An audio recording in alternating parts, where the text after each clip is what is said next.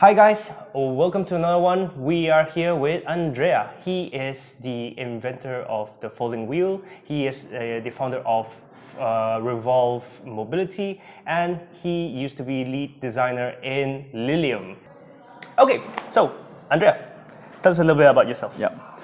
So I'm an independent mobility designer. Been working for about 15 years in mobility, from aviation to automotive to micromobility. I'm also the founder of Revolve Mobility, which is the company that create and invent the first wheelchair foldable for aircraft, for airplanes. And yeah, now I'm independent, so working for different clients, ranging from aircraft to cars to micromobility. And I love that because basically you can shape everything that moves us around cities and outside the city and everywhere basically you want to reach. Now, I love that you really start from the ground insofar as mobility. Yeah. Whatever's really the basis in which we move. Yeah. But I just can't help but think about origami. Do you like origami? I love origami because it's creating space, right? I'm kind of obsessed in product and mechanism that generate space from where there is no space. So like, especially in our generation, I mean, like you need to travel easily, lighter, and you want to have everything with you, right? Because you are used to have everything. I love when you can generate space from nothing. So like that's the principle of Revolve, which was a folding wheel to allow the users, especially people using wheelchairs, to travel between cars, planes, and trains by saving space when you have to store the wheelchair, by having a really reliable and safe wheelchair when you have to move around every day basically to reach destinations. And actually, if you check out the wheel, you're saving 60% of space. Because if you ask yourself, how much can I save? Well, 60%, right? Exactly, like even more if you say technically, because basically once it's collapsed, it becomes like a little sphere, let's call it like that, with the principle of the umbrella. And I love that because as I was designing the Lilium jet, basically, I see the struggle that there is in aviation as well to save space, especially for passengers. And these things is not going to change, forever because you always need to travel. You always need to save space when you are flying, when you are traveling, and these things matter because basically the product need to help users to easily and safely travel everywhere in a smoother way. Really quickly, maybe for our users, how was your process when thinking about a folding wheel? Yeah, I mean, I always like to start in a naive way, I like to say, more like following instinct. So basically, you put down some lines, you try to work in 3D and prototyping, and try to explore what you can achieve. Also, I like to say in an analogic way, just by creating and thinking, and then try to approach this prototyping to something that can go to market, that can work with users, and that can create a more magical moment. So I love this kind of symbiosis between shaping, crafting, and seeing out there being used by people and by people. Yeah.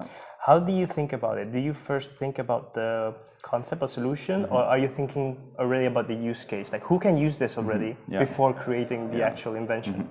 I mean, at the beginning, I always think about where this product is going to go, what is the function of this product, and how it's different from other products, and always try to find the unique selling point on that product. And once I found the spirit of this concept and try to transform it into an object, I love hardware. I love everything that is shaped by and craft, and that's why I try always to find the translation between something unique that you can sell and something unique in terms of form and shape. I see. I see. Because if you're unique, nobody can copy you, right? Exactly. Or like if it's so memorable, iconic, people always will reference you have created as a first. And then if something else comes out similar, they will say, oh, it's a copy of that product. So I like when you try to force yourself to create something timeless that stands the time and something iconic that people memorize really easily. So normally that's why I like simple forms that are memorable, that looks extremely simple, but have a really complex outcome and functionality. So I like this kind of conversation between form and function. Yeah. So the form factor maybe is very simple, but then the use cases are multiple. Exactly, yeah. I like things that are becoming almost like so natural to use that you don't think about anymore about the mechanism or what is inside, because it looks actually so natural. Yeah. There is a lot of example in the histories, but I love to at least work in products that transmit this kind of sense of purity in the object. Yeah. Where do you get this inspiration? Is this like nature, or do you see like go to the city and you see how they built the city and you feel this is inspiration? Where do you get this inspiration from? Yeah, I feel like absorbing shapes from surrounding. So I always try to understand why something was built in that way and why it feels so right. Yeah. And I'm kind of fascinating about that, and I try to understand the process. And most of the time, to get to that form, there is a lot of work behind. And also is something that always triggers me. It's like, how can I achieve that outcome? And I love the process. So once again, prototyping, creating, working with the team, and also like learning from others and from the users, because most of the time are the person that is gonna tell you if these things works or not. So I mean, they are going to use it in the end, and they will use it in every way possible, right? Exactly. So UX is also important in design. Yeah. Yeah, so I mean, it's actually brutal how users use things, right? I mean, like once again, when you go to trade fair or exhibitions, you're like, wow, okay, wow. I mean, that was a prototype, but it's being used like there is no tomorrow. So smashed and broke, and you are like, wow, I spent a lot of money for making this product, and it can be broke in 1 second. So I think you have to think about that when you create products. It has to be unbreakable as much as you can, reliable and safe, and also still surprise the customer. So there's a lot of things you have to do there, because not everything is about, for art museum, design is actually complex for the fact that it has to be durable and reliable, also like stand the competition in this way, but still has to look like an art object, because if it's not beautiful or interesting for the customer, you will never buy that, right? Of course. Yeah. Well, now going to more into the present. What are you working on? What's your current project? Basically now, since let's call a few months, I'm an independent mobility designer. So using my background and know-how as innovator and designer, as I was shaping cars for Italian brands, from Alfa Romeo, Ferrari, Maserati, and Neo here in Germany, and again aviation for Lilium in interior and exterior. I'm now trying to bring my know-how into startups that try to shape products from scratch, brand that want to create something more craft, and let's call it limited edition, and supporting companies that actually really want to have an eye outside the box, in terms of forms, in terms of approach to design.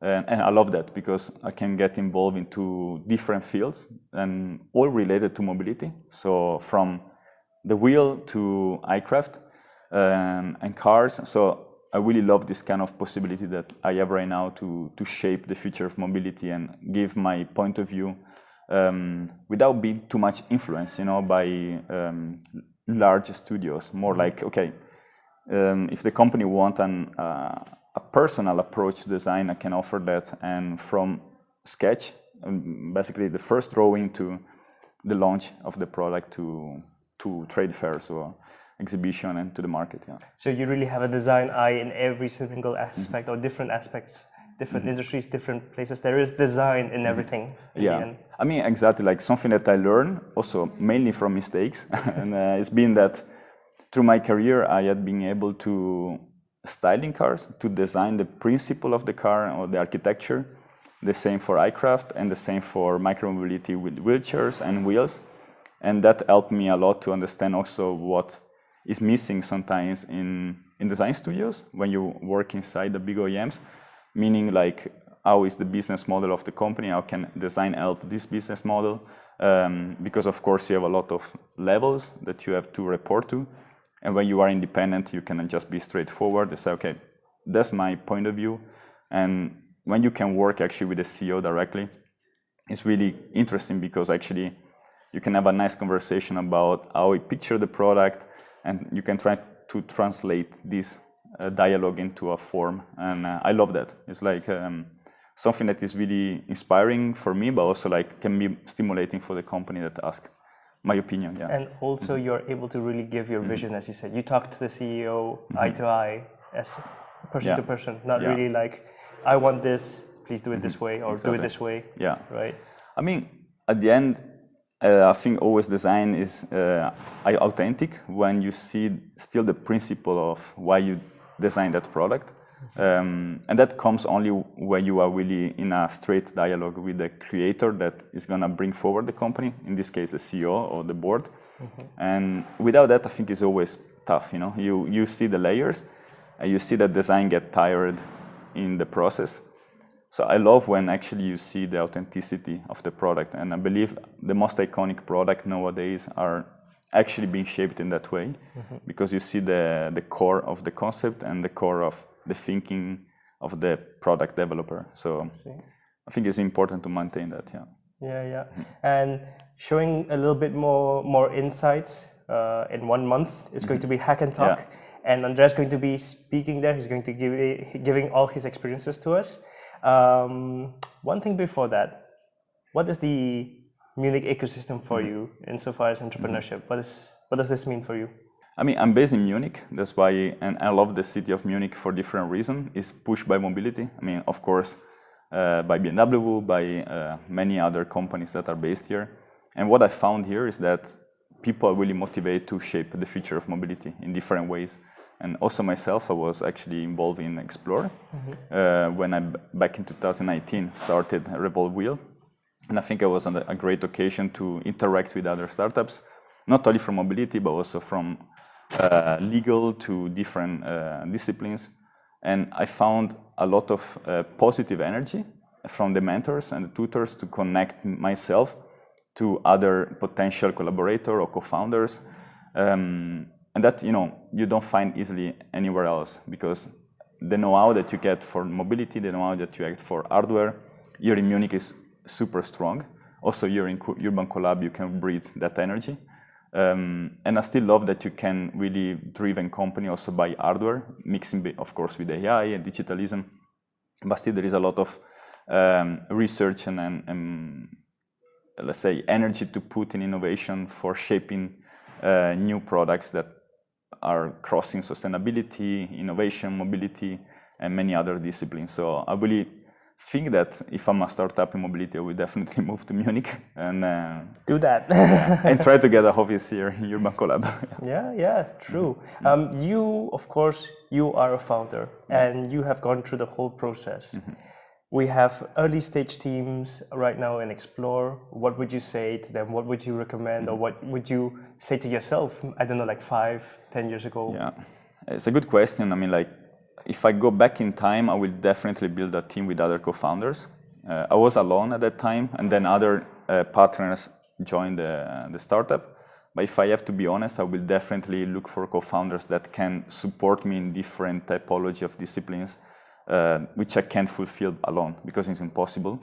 You can be multitasking, but actually the problem of a founder is that you want to be too much multitasking, and then it's difficult to balance, you know, private and life and professional life and social life. So I think it's really important to maintain the excitement in a startup, and especially delegate a lot to other co-founders, but also the people that will be working with your startup. So beside what you're gonna do, I think it's for sure creating a reliable team and maintaining always the concept of why did I start this company, which sometimes you forget, you know, when you go to investors, when you go to accelerators, when you go to programs. Of course, the principle is always like, how can I grow fast? But my question is like, why you want to grow fast and why you started the company. So I think that principle should be well printed, and every time you start your work in the morning, just remember that. So that is true. Yeah, really good stuff. And of course, you'll be also sharing some insights in Hack and Talk. Give us like in a nutshell, what is the speech going to be, or the talk going to be? I mean, straightforward would be reinventing mobility from the wheel. Means why the wheel is still so important and how it can inspire innovation in different fields, because actually the wheel is everywhere. If you think about the car, the bike, the aircraft, and everything that moves is based on the wheel. But I think I like to think about how can you deconstruct everything that moves from the soul of this mobility device or product. So I think the conversation will be around it, and how to shape it. Exactly. And if you're interested in that, join us. It's going to be on the 10th of April here in the Munich Urban Collab down in the Makerspace area. So yeah, join us. It'll be from 6 to 9 at least, and you'll get to talk with Andrea over here. Yeah, looking forward. Exactly. Tell the viewers what should they check up on you? Should they go to your website? Should they go to read a book of yours? What should they do? I wish I had a book of mine. Not yet. Maybe one day. I'm thinking about it. Okay. But I think the website show a bit my background. And then I will say like also the website from Revolve Mobility called Revolve Wheel. That at least give you a bit of an insight about my background and the different projects. And also like, I think the people that is gonna be at the event is gonna see a bit my process from working as a styling designer, let's say in OEMs, to be independent mobility designer. So it could be interesting for them to have this background. Yeah, it will be interesting. And if you want to know more, just go up in the description and you'll be able to check what Andrea's up to. Also, follow us in the newsletter, and yeah, sign up to get your place for the next Hack and Talk Mobility Special with Andrea. Thank you very much. It was a pleasure.